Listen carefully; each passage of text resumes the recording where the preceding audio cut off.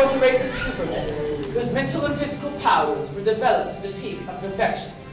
One day, giant quakes threatened to destroy Krypton. One of the planet's leading scientists sees the impending doom, placed his infant son in a small rocket, and sent it into the direction of planet Earth. As years go by, the sole survivor of Krypton discovers he possesses amazing physical powers. Faster than a speeding bullet, more powerful than a locomotive, able to leap tall buildings in a single bound. The infant of Krypton is now the man of steel, Superman, who uses his powers for truth and justice. Superman is disguised as Clark Kent, mild-mannered reporter for the Daily Planet newspaper.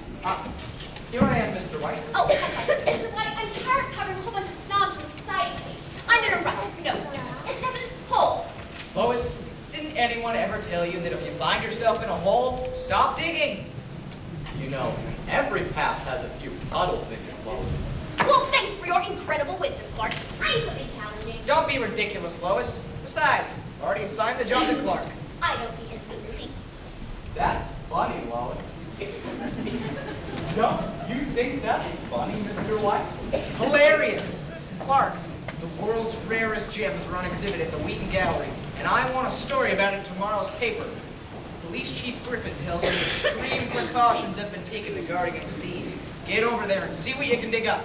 Gee, Mr. White. Maybe I should go with Clark, just in case. Just in case what, Jimmy? Clark might need coffee? Not one of them is listening to me. Hiya, Lois. Mr. White, if Lois wants the story, I'd be glad to step aside. You should read this, Mr. White. It's really important. Who's managing editor here at this paper anyway? Stop arguing with me. Clark, get going. Right away, Mr. White. I give up. Jimmy, did you leave this message on my desk from Police Chief Griffin about Lex Luthor? Yes, Mr. White. Rumors have been flying around that Luthor and his henchmen are planning to hijack the gems and the space rocks. Well, why didn't you say something? I tried to, but it gets worse.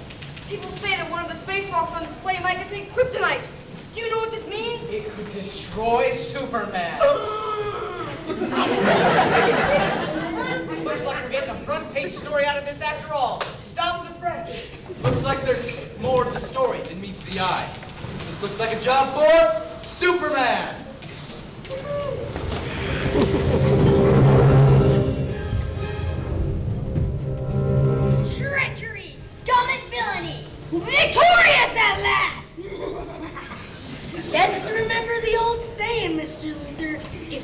feet in the wind, and it'll just blow back into your face.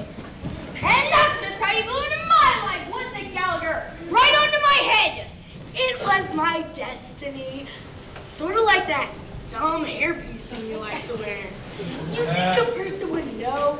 It looks like the hair that comes out of the shower drain. You say something? No. Peanuts? Mr. Luther, can't you ever remember that peanuts reduced me to a 97-pound blister if I eat just one? Yeah, you've mentioned it once or twice. Now let's concentrate on stealing the gem. Must you bitch the shells all over the floor? We're developing a pest problem. The roaches in here are as big as barn cats. Forget about that, Gallagher. Come and look at my modified plan here. We'll steal the rock with kryptonite and annihilate Superman. Really? Then me, Lex the Great, will rule Metropolis. And you, oh lump of insignificance, will be an eyewitness to my total domination. Note from Loyal Lump, it's a dangerous mission. Like in D-A-N, jerk, us. There'll be guards everywhere. So just how do you plan to pull this off? Fear! Everything fears the criminal minds of the underworld characters. People fear what they don't understand. They feel fear from those who prey on the fearful. All creatures, great and small, are afraid. You're a creature. Don't you have fear? Yeah, I fear getting caught in another one of your harebrained schemes. Sorry, didn't mean to mention the whole hair thing. Ooh. Criminals sure thrive on their own indulgence, don't they? Everyone needs to fear me. I prey on the fearful. Yeah. Fear. I got it. So, just how do you plan to accomplish this whole take over the world thing? With skill, cunning, and fancy footwork. First, etc., my spider weaver will slip through the cracks of the gallery walls to disarm the system. Real nice. Then, she'll sink all the guards into a stupor. Cool. And voila! The chambers are clear to rob the place. That's great. If anybody gets in my way, she'll spin them into a cocoon. Then, my fabulous molecular robots will be released to steal the gems. But how is this miraculous feat done, you may ask? Tell me how. By my enormously clever and created rebuilt remote control system. Do you hear that, Gallagher? Yeah, although I'm becoming hearing impaired from all this fear. Remember last time you tried to take over the world with fire and flames? Remember that little number? Oh, you're still mad because your eyebrows got singed off. I told you they'd go back, and didn't they? Well, I wouldn't exactly say that, unless you count this half.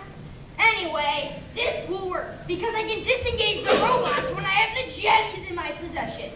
What could possibly go wrong? Genius, isn't it? Yeah. Fear and genius. What's for lunch? I hope you take that hairpiece out of the vegetable crisper. Bologna?